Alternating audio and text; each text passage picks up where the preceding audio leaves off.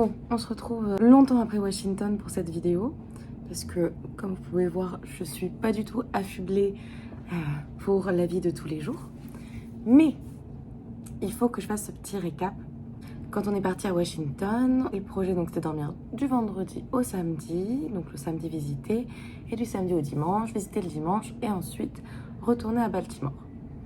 Donc on est arrivé le vendredi, c'était très impressionnant, ça ressemble un petit peu à Paris, mais avec des rues 3 fois plus larges, bâtiments très blancs, grands, propres, très différents de l'impression de New York. Mais pour la capitale, ça faisait quand même aussi un peu plus désert. Beaucoup de gens en costume, tenue de soirée et tout, mais ça faisait pas autant dynamique que New York.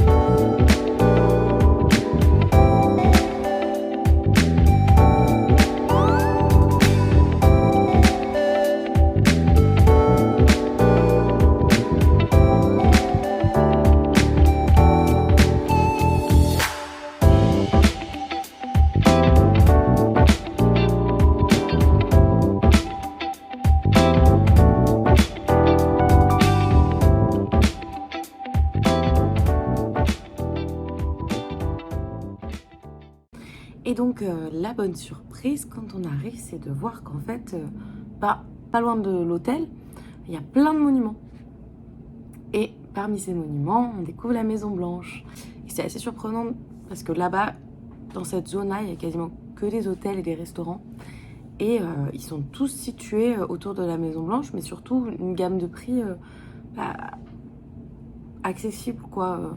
Là, on était à 110 $ la nuit. Honnêtement, par rapport à la banlieue de Washington, qui était à peut-être 80 $ la nuit avec des très mauvais avis, ça faisait pas une grosse différence, ça faisait 15 € par personne la nuit pour être en plein centre, pouvoir faire tous les monuments à pied.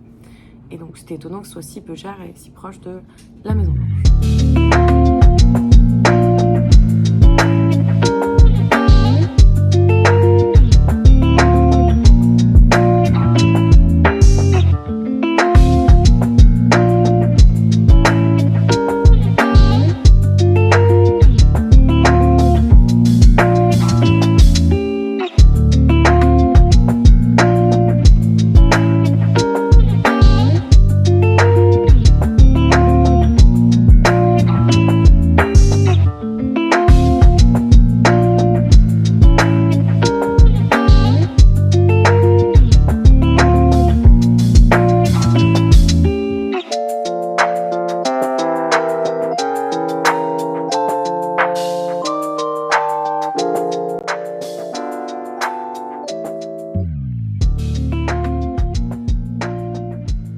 Donc là-bas, il y a des garages ascenseurs. Du coup, tu donnes les clés de ta voiture et c'est eux qui ils mettent ta voiture dans un ascenseur et ils la garent eux-mêmes et tout. Parce que je sais pas, c'est pour optimiser l'espace ou quelque chose comme ça. Donc on allait faire ça, c'est quand même 30 $ la journée, mais bon, pas le choix parce qu'il n'y avait aucun hôtel au centre de Washington qui avait un parking. Et on allait manger à Cheesecake Factory.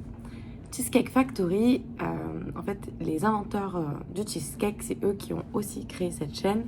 Du coup, là-bas, il y a plein de gros gâteaux. Donc, ça donnait trop envie de tester. Alors, autant je vous recommande les pâtes et même de faire une assiette pour deux. Et c'était trop bonne, mais gigantesque. Et vraiment, voilà, à la fin, t'as pas la place. En plus, si tu veux tester un dessert, vraiment, ça sert à rien. Mais par contre, les desserts, waouh! Vous allez voir, hein, magnifique. Mais qu'est-ce que c'est sucré!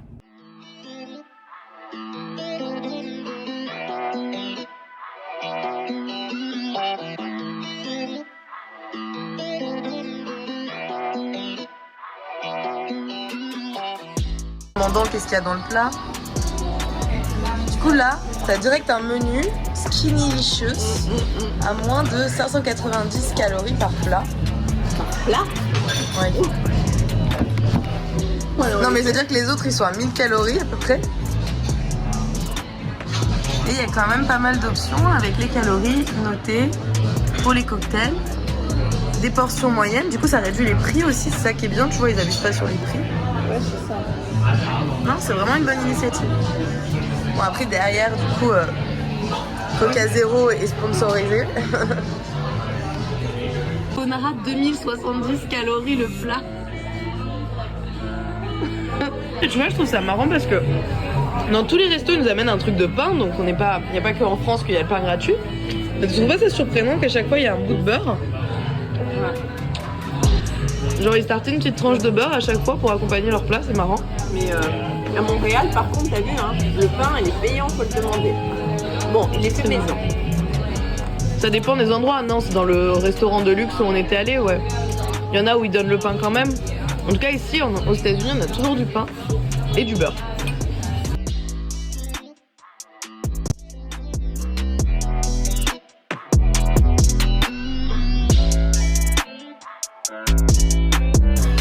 J'ai eu le droit à la part qui est en train de s'écrouler, apparemment. Mais non, t'as pas mis une nouvelle fourchette? C'est pas nos fourchettes avec lesquelles on a mangé les pâtes, maman. Ça y est, direction l'hôtel, à 8 minutes à pied. C'est parti pour se reposer avant une grande journée.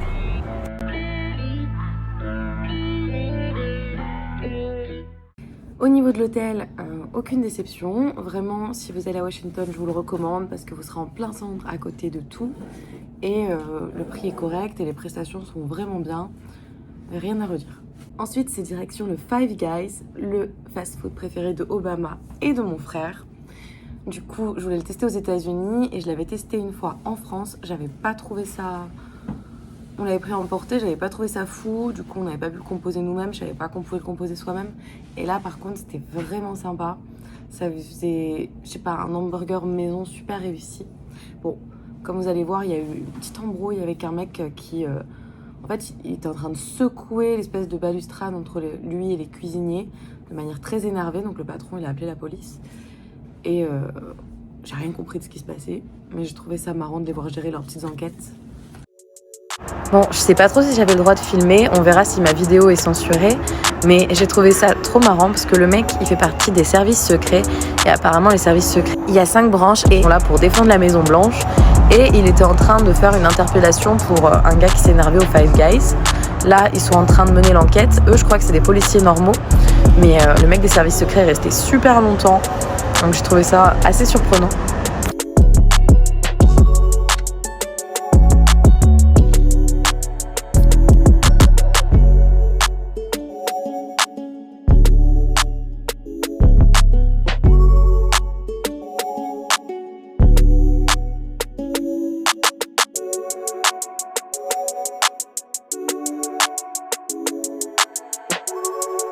Ça, c'est une caserne de pompiers et je l'ai trouvée trop mignonne, toute seule, coincée entre 2 immeubles.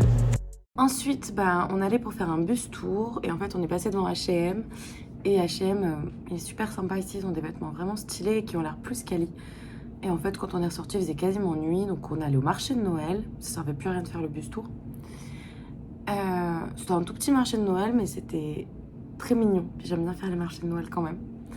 Il y avait de la fausse neige qui était projetée parce qu'il faisait pas assez froid. Du coup, les Américains voulaient quand même de la neige.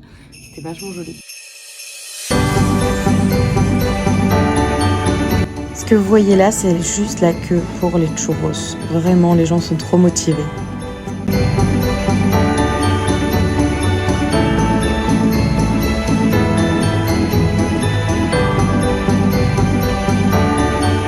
Love the poses.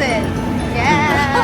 Yes. Après, le bus c'était plus possible et surtout j'étais très malade. En fait, on n'a pas pu faire grand chose. Donc à ce moment-là, on se dit qu'on allait rentrer. Il était 17h. Autant que je me repose à Baltimore. Et en fait, sur le chemin du retour, quand même, je voulais prendre une photo avec ma tenue. Donc on a pris une photo, ça faisait pas faire un grand détour. On a revu la Maison Blanche. Et c'est vrai que c'est trop bizarre. La Maison Blanche, c'est vraiment au centre de Washington. Et moi, j'imaginais vraiment un grand jardin. Mais en fait, non. Tu vois très vite la Maison Blanche près du bord. Il y a pas beaucoup d'herbe. Enfin, c'est très bizarre que ce soit accessible comme ça.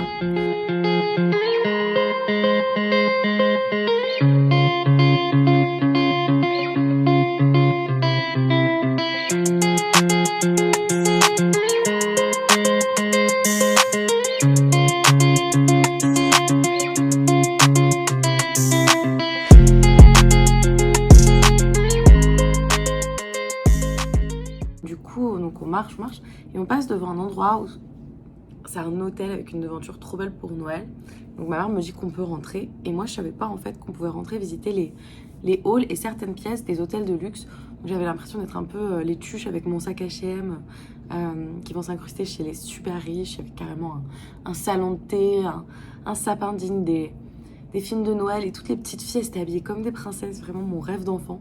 Il y avait aussi une salle de bal dans laquelle je vais vous emmener et tout.